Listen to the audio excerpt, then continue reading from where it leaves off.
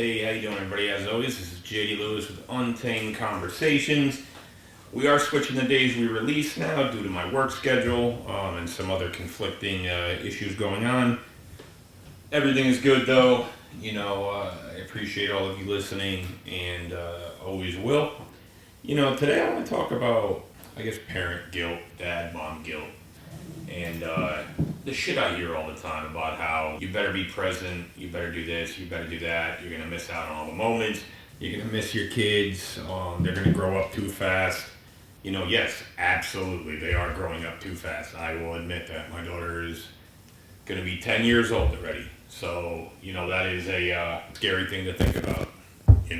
She's going to be 10 in December. But what I want to talk about is, you see all these Instagram reels and all these videos that say, make sure you don't work too much, make sure you don't, go out too much, party too much. Obviously, don't, once you become a parent, you want to be there for your kids. You don't want to, you shouldn't be going out partying, doing things like that anyways. That I agree with. But when they tell you about work, I've sacrificed a lot through different jobs, and I don't regret it at all. Obviously I love being a father. I love being in my daughter's life. I will say I probably passed up a lot of money turning down jobs so that I can be there for her. But I don't hate on anybody that works their ass off and, doesn't see their family as much. But you know what? They're working their ass off to make money, to take their family on vacation, to do 2, 3, 4 week vacations and not have to worry about it, and I think that's worth it. I think these bullshit Instagram videos where it shows your child at 9 months and then you snap your finger and they're at 10 years old. I think it's just to make people feel guilty, make you feel bad, make you sad. What I'm starting to learn with my life now is just live in the moment. I think that's what we all need to do. I think there's a lot of shit going on in this world. I don't think you need to feel guilty or make yourself feel worse. We're all doing the best we can as parents. We just got to keep doing that. Don't feel bad for working late to take care of your family. Don't feel bad if maybe you take some alone time to yourself. Even if that means going to the gym for an hour or two. Don't feel bad. This new age, this new fucking generation, and all this new shit of let's make people feel like shit. Let's make you feel like you're doing something wrong. Let's make you feel like you're not good enough. Fuck you. And that's all this new age, soft drama bullshit. Nothing against the new parents and new kids nowadays. All great people, but this whole soft mentality is insane to me. Of course, I would do anything for my daughter. I'll always be there for my daughter. But at the same time, if I have to work late, I'm going to work late. If I need to go to the gym for an hour to get my headspace, clear my head, so I don't get upset with somebody, I'm going to do that. This whole masculinity and is weak, this and that thing now, it's fucking crazy to me. I feel like dads are a lot different nowadays. And I'll admit, I'm a lot different than my father was, and I think we're supposed to be. But I do see the newer generation of fathers, and I'm confused. And I'll just leave it at that. I won't even, get too much into that. I guess the first part of this, like I said, was just telling everybody out there, do not feel guilty for doing what's best for you. Do not feel guilty that you're not home as much because you work. Again, I was home. I'm doing different things now.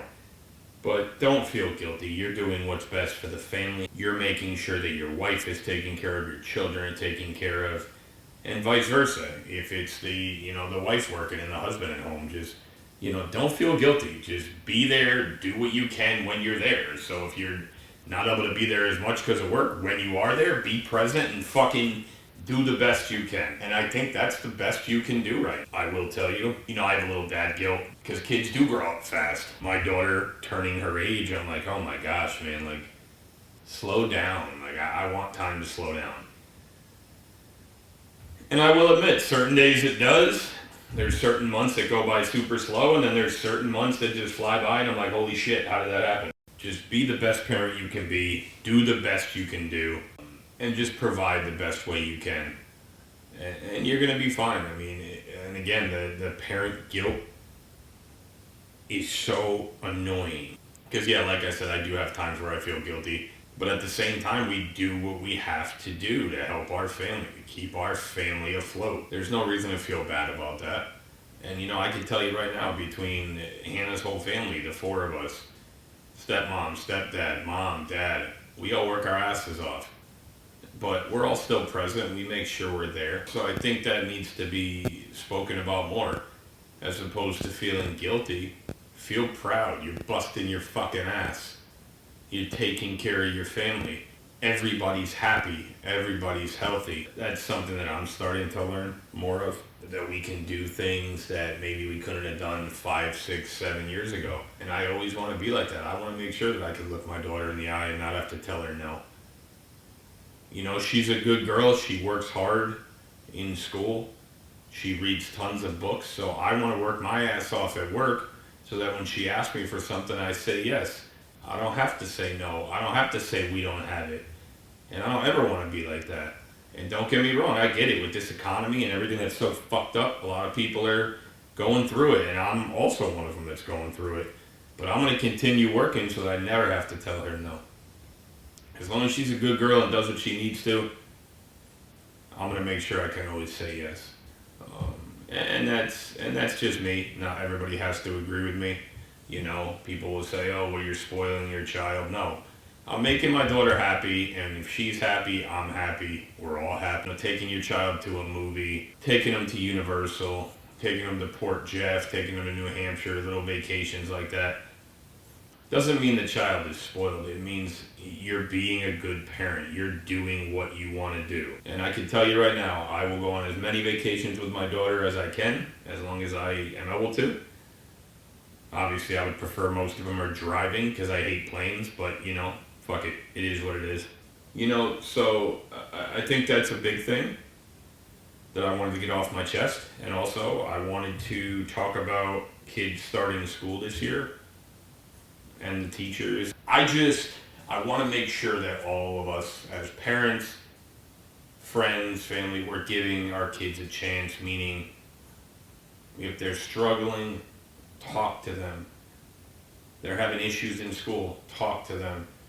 Don't always assume that they're just a bad child or they don't listen. There's a lot of kids out there that have other issues going on, and you don't want to look into it more. You just say, oh, whatever, nothing's going on. So, if you have a child that's having a hard time, you have a child that's acting up, maybe ask them questions and get to the root of the problem before slamming them. Work with their teachers, find out what you can do. Work with the school, because I'm sure the school would be willing to work with you. And that brings me back to, the beginning of the school year, this goes out to all the teachers. I think we need to make sure we respect the teachers.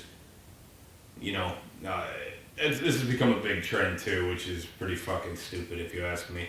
A lot of people posting on like Instagram, Snapchat, which TikTok,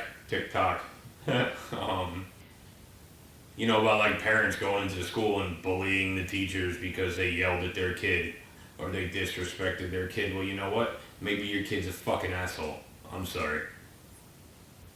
And, most of the time, obviously, I want to believe if Hannah ever gets in trouble, she didn't mean it. It wasn't her fault. But we're going to talk. We're going to get to the bottom of it. We're going to find out what's going on. But watching these insane videos of parents going into the school, yelling at teachers, telling them they're not doing their job, telling them that they get paid too much for what they do, you have no fucking idea what teachers go through. And obviously I don't either. I'm not a teacher. But somebody in my family was a teacher. They left teaching to pursue other things. I have quite a few friends that are teachers. And it's a struggle what they go through. A lot of shit they have to buy for themselves, for the classrooms. The curriculum. They have to make sure they stick to the curriculum because if they go off that, they can get in trouble. There can be a lot of shit going on. I will say, for every maybe one bad teacher, there's 150 great teachers. And I have had the pleasure, believe it or not, and I have never come across a bad teacher that I had. Even the ones that were bullies. I know they pushed me to be better. So that's a big thing. I think that you need to give the teachers the benefit of the doubt first. If your kid comes home and says they got detention, your kid comes home with an F, Your kid comes home and says, hey, I had to stay after class for extra reading. Don't blame the teacher right away. Like, talk to the teacher, see what's going on. Maybe your kid's being disruptive in class, and that's why he got detention. She got detention.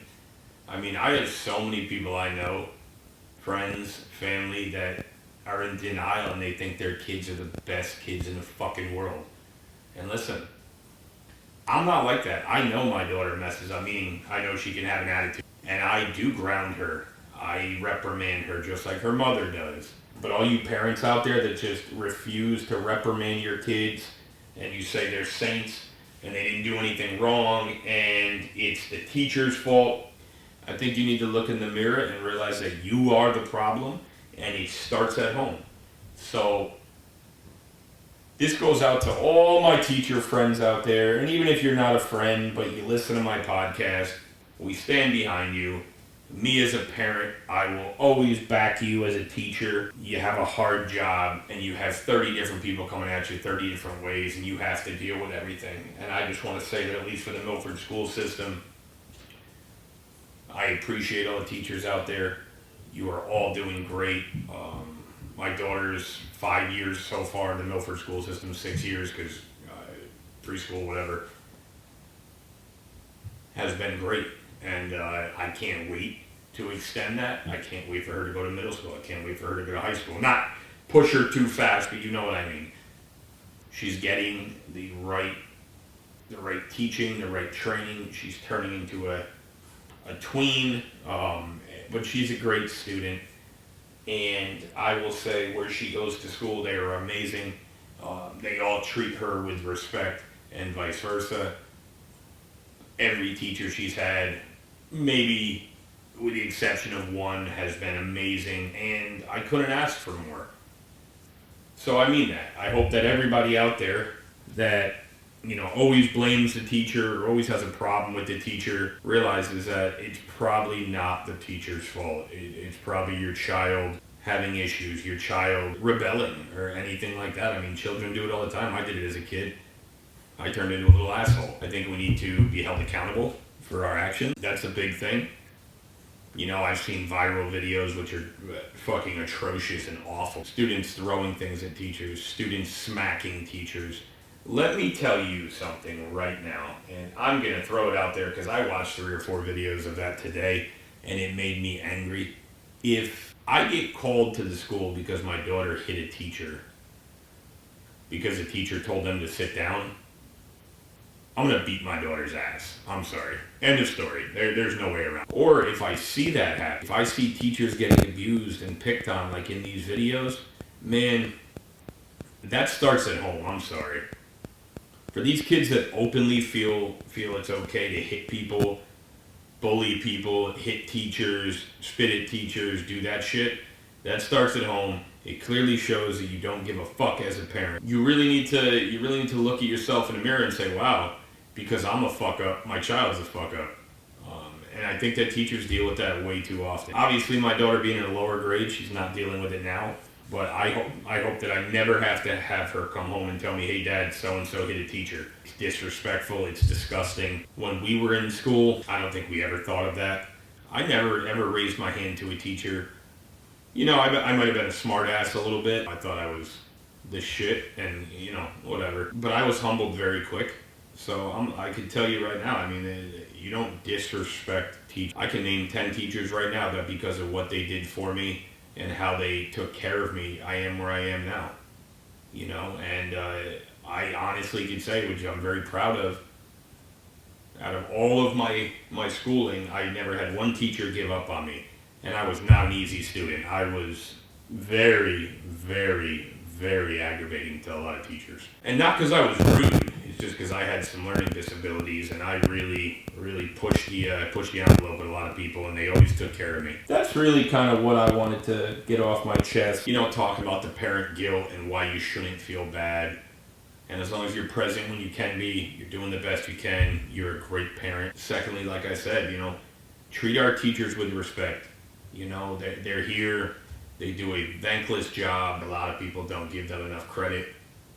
They are great people. and they deserve the best. If you're ever thinking of try to think of a way to help teachers more, set up fundraisers like after school socials, at like a happy hour for the teachers, something like that. But just make sure we respect them and take care of our teachers because they are gold. We're always going to need them, and they put up with our kids quite a bit of hours throughout the day when we're at work. So, but as always, this has been JD Lewis with Untamed Conversations.